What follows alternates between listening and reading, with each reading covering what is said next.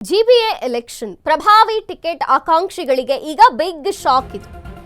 GBA election ಪ್ರಭಾವಿ ticket ಆಕಾಂಕ್ಷಿಗಳಿಗೆ big shock. 3-4 ಬಾರಿ ನಿಂತು ಮೆರೆದವರಿಗೆ ಈ ಬಾರಿ ಶಾಕ್ ಅನ್ನೋದು ಫಿಕ್ಸ್ ಅನ್ನುವಂತಿದೆ.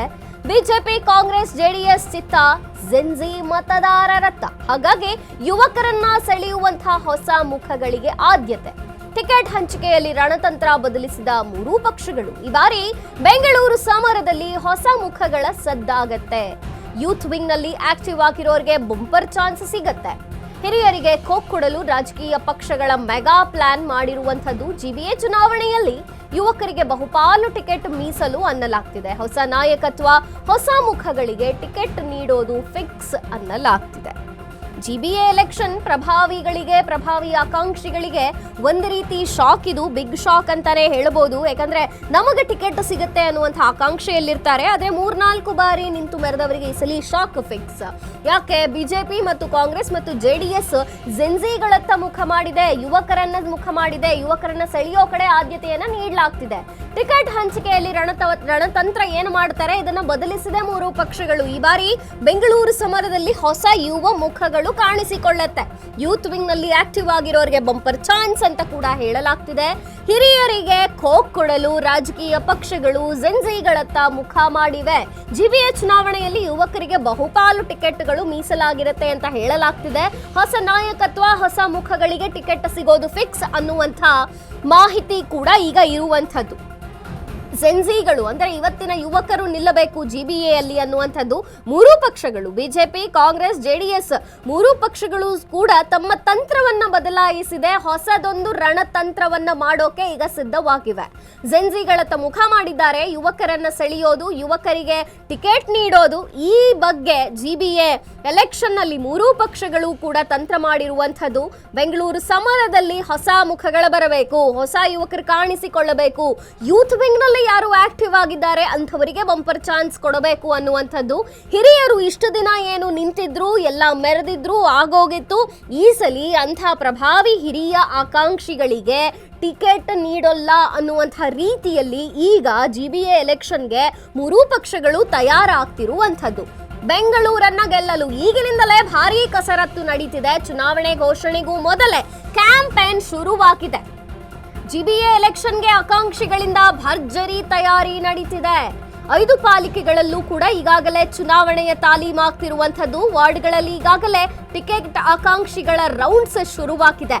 ಜನಬಲ, ಹಣಬಲ ಇರುವಂತಹ ಆಕಾಂಕ್ಷಿಗಳೇ ಕಣಕ್ಕೆ ಬರ್ತಾರಾ? ಎಲೆಕ್ಷನ್ ಬರ್ತಿದ್ದಂತೆ ವಾರ್ಡ್ಗಳಲ್ಲಿ ಕಚೇರಿ ಓಪನ್ ಆಗುತ್ತೆ. ದೇವಸ್ಥಾನಗಳಲ್ಲಿ ವಿಶೇಷ ಪೂಜೆ ಮಾಡೋದು, ಸಮಾರಂಭ ಮಾಡಿ ಜನರಿಗೆ ಊಟ ಹಾಕೋದು. ಇನ್ನು ಶಿವರಾತ್ರಿ ಬರ್ತಿದೆ. ಈ ಹಬ್ಬದ ಪ್ರಯುಕ್ತವಾಗಿ ಲಕ್ಷಾಂತರ ರೂಪಾಯಿ ಖರ್ಚು ಮಾಡೋದು. ಜನರ ಮನಸ್ಸನ್ನ ಹೆಂಗ್ ಗೆಲ್ಲಬೇಕು ಅನ್ನೋ ಕಾರಣದಲ್ಲಿ ರಾತ್ರಿ ಇಡೀ ಜಾಗರಣೆ ಕಾರ್ಯಕ್ರಮವನ್ನ ಆಯೋಜನೆ ಮಾಡೋದು.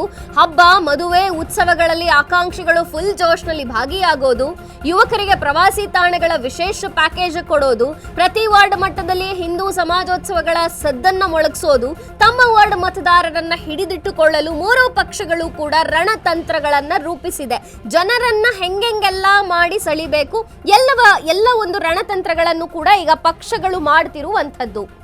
ಬೆಂಗಳೂರನ್ನ ಒಟ್ಟಾರೆ ಗೆಲ್ಲಬೇಕು ಅನ್ನೋದೇ ವಿಚಾರವಾಗಿ ಭಾರೀ ಕಸರತ್ತು ಈಗಿನಿಂದಲೇ ಶುರುವಾಗಿದೆ. ಕ್ಯಾಂಪೇನ್ ಕೂಡ ಶುರುವಾಗಿರುವಂಥದ್ದು.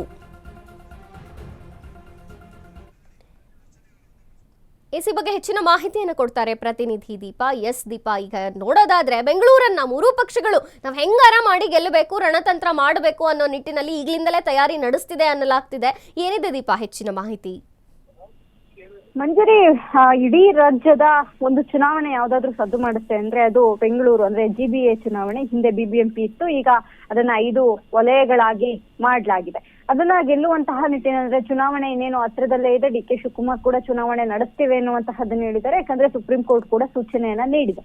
ಇದರ ಬೆನ್ನಲ್ಲೇ ಆಕಾಂಕ್ಷಿಗಳು ಎಲ್ಲರೂ ಕೂಡ ಇದೀಗ ಅಂದ್ರೆ ಮೂರೂ ಪಕ್ಷದ ಆಕಾಂಕ್ಷಿಗಳು ಕೂಡ ಓಡಾಟವನ್ನ ಮಾಡ್ತಾ ಇರುವಂತಹದ್ದು. ಅಂದ್ರೆ ಚುನಾವಣೆಗೆ ಗೆಲ್ಲುವಂತಹ ನಿಟ್ಟಿನಲ್ಲಿ ಏನೇನೆಲ್ಲ ಮಾಡ್ಬೇಕು ಅದನ್ನ ಮಾಡ್ತಾ ಇದ್ದಾರೆ.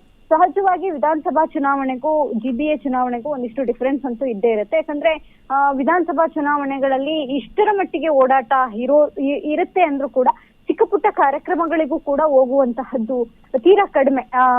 ಆ ವ್ಯಕ್ತಿ ಅಂದ್ರೆ ಆಕಾಂಕ್ಷಿ ವಿಧಾನಸಭಾ ಚುನಾವಣೆಗಳಲ್ಲಿ ಆ ಒಂದು ಸಭೆಗೆ ನಿಲ್ಲುವಂತಹ ಆಕಾಂಕ್ಷಿಗಳಾಗಿರ್ತಾರೆ, ಒಂದಿಷ್ಟು ಸೆಲೆಕ್ಟೆಡ್ ಕಾರ್ಯಕ್ರಮಗಳನ್ನ ಇರ್ತಾರೆ. ಆದ್ರೆ ಜಿಬಿಎ ಚುನಾವಣೆ ಹಾಗಲ್ಲ.